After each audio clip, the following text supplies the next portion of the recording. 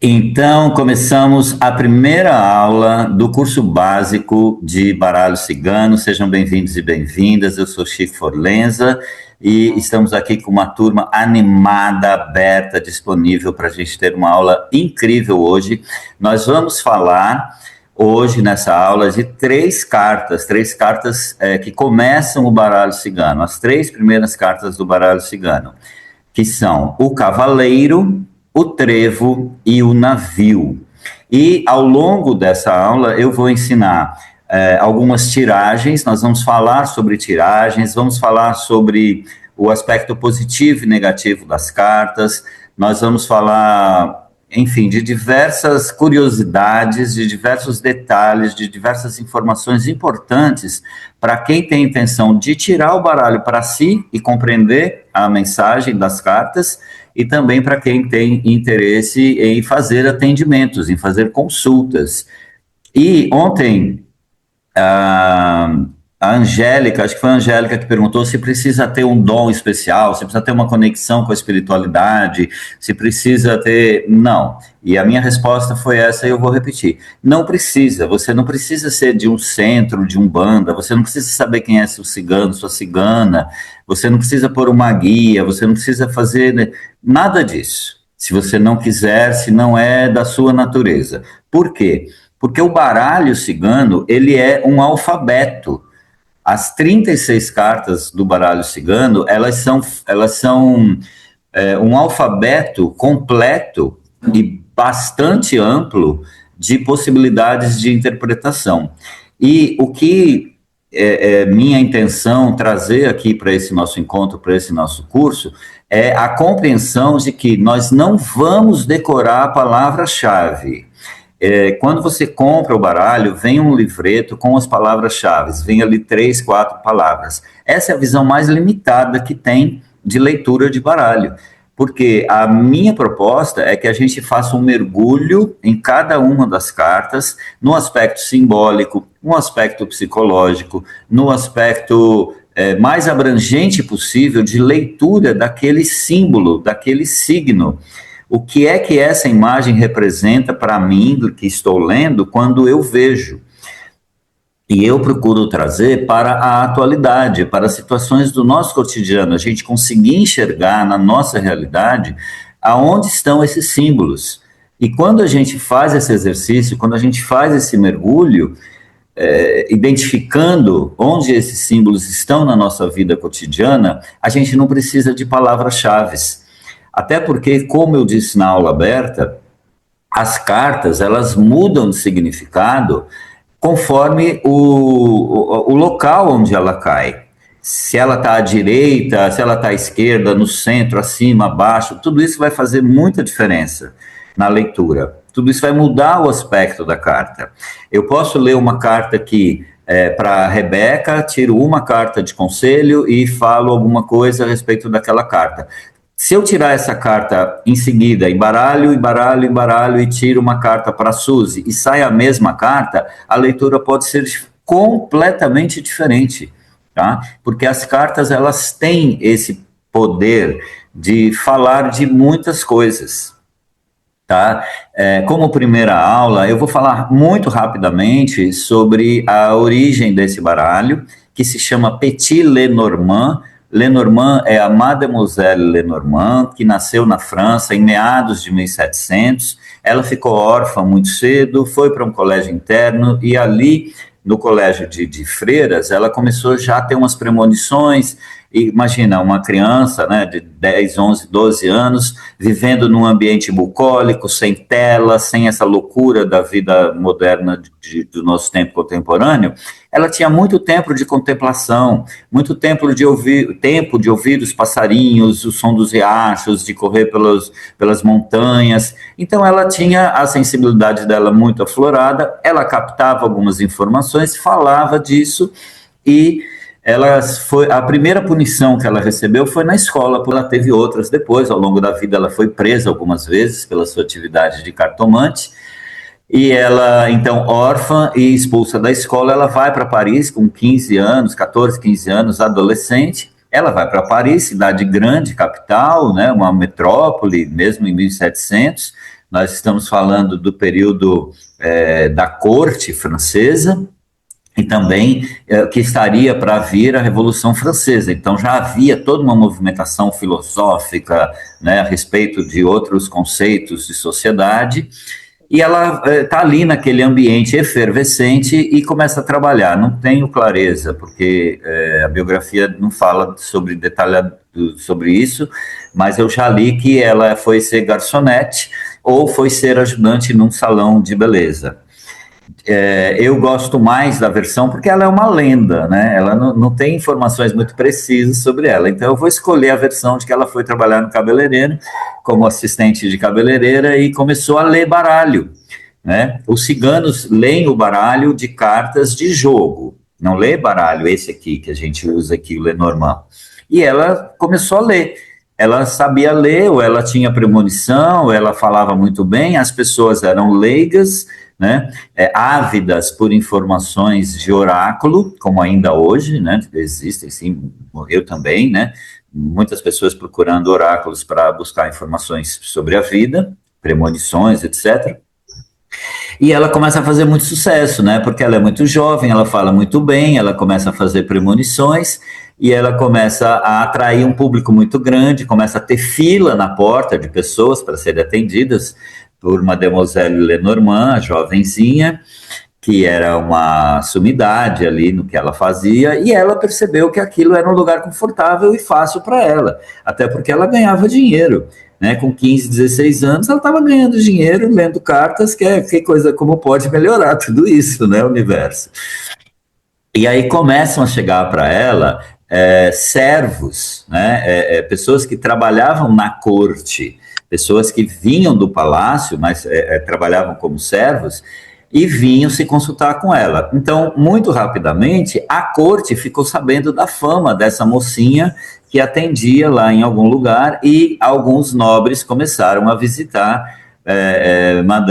Mademoiselle Lenormand, e aí ela aluga um salão para ela, ela monta, né, o local para ela atender. Fica muito famosa, escreve muitos livros, e os livros que ela escreve são todos sobre ela. Ela começa a fazer marketing pessoal. Ela começa a escrever livros sobre ela. E naquele tempo, o livro era rede social, né? Era o que viralizava. Então, os livros rodavam não só toda Paris, mas toda a França e depois toda a Europa, e ela escrevendo dela, ela contando os feitos dela, ela contando os poderes que ela tinha e quem ela atendia da nobreza. E outra coisa, como toda rede social, ela podia criar fake news. Ninguém lá na Alemanha sabe se ela atendeu ou não atendeu o conde fulano de tal. Ninguém sabe, ela podia escrever o que quisesse, né? Eu que estou conjecturando sobre isso. E ela, então, ganha uma fama na Europa e, bom, aí ela vive dessa fama, fica muito rica, vai morrer com 70 e poucos anos, deixa a sua herança, parte da sua herança para o seu sobrinho, e a outra parte da herança, ela deixou programado o funeral dela. Ela organizou o funeral mais chique, mais incrível, na melhor catedral de Paris e comprou o jazigo no melhor cemitério, no mais badalado cemitério, e tudo de melhor para o evento de funeral dela. Era uma figuraça, né? Era uma figuraça. E aí ela vai para a corte, né? Quer dizer, voltando lá, quando ela alugou a sala, começa a ser visitada pelas pessoas da corte, eles a levam para atender lá na corte, né? Provavelmente em Versalhes ou qualquer outro palácio lá da nobreza. E aí quando ela vai, ela muda o nome, Rebeca, ela muda o nome de Mademoiselle Lenormand para a Sibila da corte. É sensacional. Né? Eu estou chamando a atenção da Rebeca porque foi através da Rebeca que nós recebemos uma informação da espiritualidade sobre a Sibila e a gente não sabia nada, né? Então, aí depois, estudando a Mademoiselle Lenormand, veio essa informação de que as Sibilas são os oráculos, né? E então, aí ela, depois que ela morreu, o sobrinho queimou todas as coisas dela, cartas, baralho, tudo aquilo, aqueles instrumentos mágicos que não interessava para ele. E algum tempo depois, com a fama dela, um editor, né, resolve lançar o baralho Petit Lenormand, usa o nome dela, né, se apropria do nome dela para criar um baralho inspirado num baralho alemão chamado Jogo da Esperança, que era um jogo de tabuleiro, de diversão, de brincadeira, igual a gente se reunia para fazer a brincadeira do copo, né? Todo mundo fez a brincadeira do copo. Eles se reuniam para fazer o jogo da esperança. E aí esse editor pegou algumas cartas do Jogo da Esperança, misturou, embaralhou, lançou, foi um sucesso de venda, não só na França, como na Europa. E aí, né, não parou mais. Ela já era uma figuraça em vida, depois de morta, o legado dela continuou e chegou até nós através deste baralho que nós começamos a estudar hoje, tá? São 36 cartas, elas são cartas muito específicas, é um baralho que a gente pode tirar uma carta para o consulente, a gente vai chamar aqui a pessoa que está pedindo oráculo de consulente, e nós nos chamamos de cartomancistas ou cartomantes, e você pode tirar uma carta para você, ou para o seu dia, ou para o consulente, para dar uma orientação com aquela carta, ou o jogo básico de 3 cartas, que a pessoa faz uma pergunta, e a gente vai ler as 3 cartas, e nessa aula nós vamos fazer um exercício com as 3 cartas, vocês vão ver claramente todo o procedimento de leitura das 3 cartas. Depois a gente passa para um jogo maior, que é de 5 cartas, que é o formato em cruz. Nós também vamos ver nessa aula as cartas no formato em cruz e como elas se conversam entre si, tá? Quando eu mostrar as 3 cartas, na linha de 3 cartas, eu vou trazer o exemplo de como essas 3 cartas podem mudar completamente a nossa leitura, dependendo do lugar onde elas caem. Se cai na primeira casa, no meio ou na segunda casa, tá? Então vai ser uma coisa bastante prática e não é uma palestra. É uma aula interativa, vocês vão dar seus pontos de vista, vocês vão usar a sua intuição, vocês vão trazer o seu olhar para todas as cartas, né? E assim desenvolver essa leitura dessas cartas desta forma, tá bem? Bom, dito isso, eu quero convidar vocês para a gente encontrar dentro do nosso coração um espaço muito tranquilo, né? Muito sereno, para que a gente possa pedir a proteção espiritual, a gente possa pedir que os nossos ancestrais, que tiveram muitos conhecimentos sobre as ervas, sobre os sonhos premonitórios, os nossos ancestrais que brincavam e sabiam ler as mãos, ou quem sabe ler as cartas, que o povo cigano, o povo do Oriente, os ciganos das areias, das praias, dos desertos, das estrelas, do ouro, da dança da fogueira, da carroça, das tendas, os ciganos e ciganas possam estar conosco nesse encontro e trazer esse conhecimento, trazer toda essa força ancestral que nós carregamos dentro de nós, que nós conectamos quando escolhemos entrar num caminho de oráculo através desta linguagem do baralho cigano e que nós possamos abrir a nossa intuição, nosso chakra frontal, nosso chakra coronário, nosso cardíaco, que toda a nossa aura seja envolvida na luz dourada dos ciganos do ouro, para que a gente traga prosperidade, abundância, crescimento, força, alegria, fé, e possamos reunir tudo isso como um grande tesouro para entregar para as pessoas que chegam até nós. Assim seja, está feito e bora lá. Isso. Então vamos lá. Nós temos aqui o cavaleiro, o trevo e o navio. São as 3 primeiras cartas. Inclusive, quando eu estudei essas 3 cartas para a nossa aula, eu entendi e quero trazer essa clareza para vocês, que essas 3 cartas, elas vão simbolizar muito esse nosso encontro, que é o primeiro encontro. Nós estamos começando uma aventura, nós estamos começando um caminho onde nós vamos receber conhecimento, vamos receber mensagens, vamos receber informações, e isso é a carta do cavaleiro. Então, para contextualizar, como as cartas foram criadas por volta de 1800, eu não sei exatamente a data, mas foi na virada, né, do século XVIII para o XIX, A comunicação era feita através de cartas, e as cartas elas chegavam através do cavaleiro, do mensageiro. Essa carta também chama-se mensageiro, né? Então, eu escrevo uma carta aqui, eu fecho a carta, eu chamo um mensageiro, entrego para ele, ele cruza montanhas, riachos, fronteiras e chega para entregar aquela carta para alguém. Então, essa é a essência da carta. As mensagens, o começo, o avanço, o cavaleiro não está parado. Não é o mensageiro descansando, não é o mensageiro pegando a carta do remetente. É o cavaleiro já em movimento, né? É o cavaleiro já no seu fluxo de entregar, de cumprir a sua missão, de entregar a sua mensagem. Então, essa carta sempre vai trazer essa energia das mensagens que estão chegando, das informações novas que estão chegando, o desconhecido, porque eu não sei que vai chegar, né, trazendo para a atualidade. Eu não sei que a minha campainha vai tocar e o correio está na porta, quer dizer, a não ser que seja uma encomenda que você comprou, né? Mas quando alguém escreveu uma carta, que hoje não se escreve mais, né? Mas quando a gente trocava cartas, e acredito que aqui todo mundo trocou cartas, não sei, eu pelo menos trocava muitas cartas com as pessoas,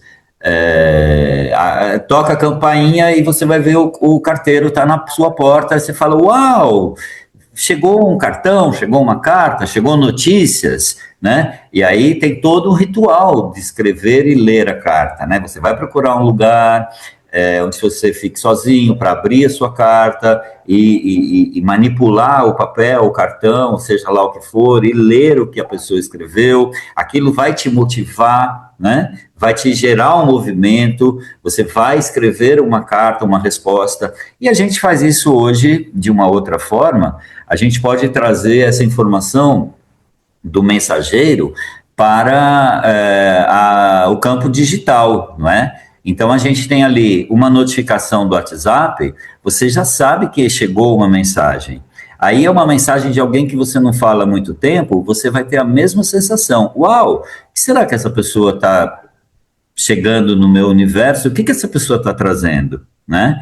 Ou você deixou no ar, numa conversa, alguma coisa, passou um tempo, chegou a resposta da pessoa, vai gerar essa curiosidade, né? Essa expectativa do que essa mensagem pode estar me trazendo. Isso acontece no e-mail, isso acontece no WhatsApp, isso acontece nas plataformas como o LinkedIn, onde você tem lá seu currículo e de repente tem uma notificação que tem uma mensagem para você, né? Tudo isso. O que é importante a gente observar é o que acontece comigo, eu que estou aqui na aula, né, nós aqui, o que acontece conosco quando chega uma informação de uma notícia nova, né? Tocou o celular, você não está esperando uma ligação, já vem aquele sentimento, uau, né? Quem será? O que será? O que está chegando para mim? Se não for aquelas ligações de spam, você vai ver o nome, se está nos seus contatos, e vai se surpreender. Uau, o que será que essa pessoa está trazendo para mim? Tudo isso que eu estou falando são aspectos energéticos desta carta. Eu não falei uma palavra-chave. Não falei uma palavra-chave. Tá bem? Agora, eu vou falar um pouquinho dos trevos e depois eu quero... não vou falar não. Não vou falar, não, nós vamos fazer a dinâmica interativa, tá? Então aqui está essa carta linda desse cavaleiro, e eu acho que foi a Angélica ontem que chamou a atenção para o céu do cavaleiro, né? Olha só essa carta também, né? Ela não está com as nuvens como ontem, mas está bem iluminada atrás dele, né? E aí eu quero agora que vocês abram, por gentileza, o microfone e me tragam as suas impressões. O que tem mais do que eu falei, além do que eu falei, o que vocês enxergam mais? Que elementos estão na carta? Vamos olhar delicadamente, vamos passar o olho, fazer uma leitura completa, né? Vamos rastrear essa carta. Está com vocês. A carta, partindo do de ontem, né? Existe um caminho, você vê um caminho pavimentado. É interessante, ontem, não sei se estava menor, mas você vê um caminho, né? Um caminho pavimentado. E o sol, e realmente o céu se abre, né? Então, se eu deixasse essa carta, só essa carta, me traz uma coisa positiva. literalmente positiva. Não, né, não, a carta sozinha me traz uma coisa que se abre, tá? Que chega e se abre, é uma coisa poderosa, né? Tem 3 pinheiros de um lado e um outro tipo de vegetação do outro. É isso. Obrigado. Mais alguém? Eu reparei, eu não sei se é a de ontem, parecia que o cavaleiro estava muito mais acelerado. Esse, ele está correndo, o cavalo está galopando, mas não está a 1000. O de ontem me pareceu mais acelerado. Eu não sei se isso faz sentido, ou se é só uma questão gráfica, né? Cada um, É, né? Mas eu de achei, qualquer, de qualquer de qual- forma, tem um ventinho na crina do cavalo, o cabelo do cigano lá tá. Cigano não, ó, já lembrei de Pablo. É, mas é o cigano, mas essa carta que eu estou criando, né, junto com o meu ah, assistente virtual, que é o Hermes da inteligência artificial. Eu batizei ele de Hermes, o meu amigo da inteligência artificial. Eu pedi para ele criar sempre como é, o cigano. ah, Que tá. Hermes, a comunicação, Mercúrio, tá tudo, né, na Isso, mesma linha. Dá para você ampliar mais exatamente. uma vez, por favor? Só para eu Oi? ver um detalhe. Você podia ampliar um pouquinho para eu ver um detalhe no cavalo que eu achei interessante? É só curiosidade minha, é porque ele tá todo. Parece que é feito de escamas, interessante esse desenho. É Bonito. coisa da inteligência Não, artificial, né, que cria, isso é enfim. que eu queria ver, eu achei muito bonito. E então é Mais isso. alguém? Alguma percepção? Uma Eu. curiosidade? Rebeca quer falar, é porque você não vê, ele não vê a gente, Rebeca, eu acho. Ah, obrigada, Rita. Dessa vez eu percebo que tem muito dourado em tudo. É quase uma figura opulenta, não é só um cavaleiro que tá ali correndo por pouquinha coisa, sabe? Tipo, uma moedinha. Não, tem muito dourado, tem opulência, tem presença, né? E um olhar pra. É curioso, o olhar dele é pra, pra, pra um destino e o cavalo parece que olha pra gente. Ai, Tem umas coisas. Olha, interessante. Vocês veem como é interessante, né?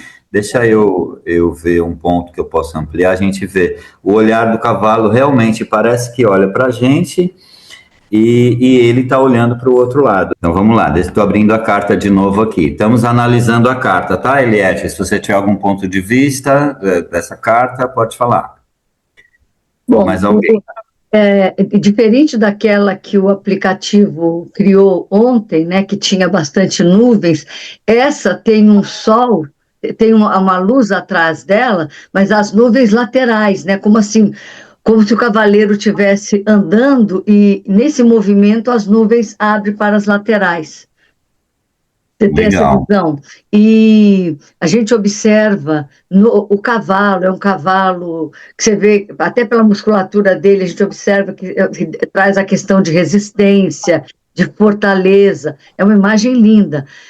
Ao mesmo tempo, você não vê cidade em volta, você vê um espaço onde tem árvores e a estrada.